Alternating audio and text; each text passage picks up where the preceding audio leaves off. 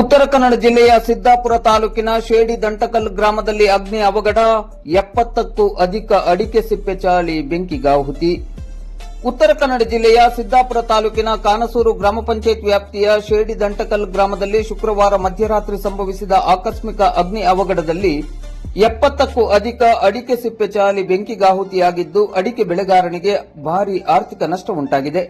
ಈ ಬಗ್ಗೆ ಇಂದು ಶನಿವಾರ ಬೆಳಗ್ಗೆ 11 ಗಂಟೆ ಸುಮಾರಿಗೆ ಮಾಧ್ಯಮಕ್ಕೆ ಮಾಹಿತಿ ಲಭ್ಯವಾಗಿದೆ. ಶುಕ್ರವಾರ ಮಧ್ಯರಾತ್ರಿ ಸುಮಾರು 1 ಗಂಟೆ ವೇಳೆಗೆ ಏಕಾಏಕಿ ಬೆಂಕಿ ಕಾಣಿಸಿಕೊಂಡಿದ್ದು, ಕೆಲವೇ ಕ್ಷಣಗಳಲ್ಲಿ ಅದು ವೇಗವಾಗಿ ವ್ಯಾಪಿಸಿದೆ. ಬೆಂಕಿಯ ಕೆನ್ನಾಲಿಗೆಗೆ ಅಡಿಕೆ ಆಹುತಿಯಾಗಿದ್ದು, ಸ್ಥಳದಲ್ಲಿ ಆತಂಕದ ವಾತಾವರಣ ನಿರ್ಮಾಣವಾಗಿತ್ತು. ಅಗ್ನಿ ಅವಘಡದ ಸುದ್ದಿ ತಿಳಿಯುತ್ತಿದ್ದಂತೆ ಸ್ಥಳೀಯರು ಹಾಗೂ ಗ್ರಾಮಸ್ಥರು ತಕ್ಷಣವೇ ಸ್ಥಳಕ್ಕೆ ಧಾವಿಸಿ ತಮ್ಮ ಕೈಲಾದ ಪ್ರಯತ್ನದಿಂದ ಬೆಂಕಿ ನಂದಿಸುವ ಕಾರ್ಯಾಚರಣೆಯನ್ನು ನಡೆಸಿದ್ದಾರೆ. ಸಮಯೋಚಿತವಾಗಿ ಬೆಂಕಿ ನಿಯಂತ್ರಣಕ್ಕೆ ತಂದ ಪರಿಣಾಮ ಬೆಂಕಿ ಇನ್ನಷ್ಟು ವ್ಯಾಪಿಸುವುದು ತಪ್ಪಿದ್ದು, ಸಮೀಪದ ಇತರ ಆಸ್ತಿಪಾಸ್ತಿಗಳಿಗೆ ಹಾನಿಯಾಗುವುದನ್ನು ತಡೆಗಟ್ಟಲಾಯಿತು. ಈ ಅಗ್ನಿ ಅವಘಡದಲ್ಲಿ ಶೇಡಿ ದಂಟಕಲ್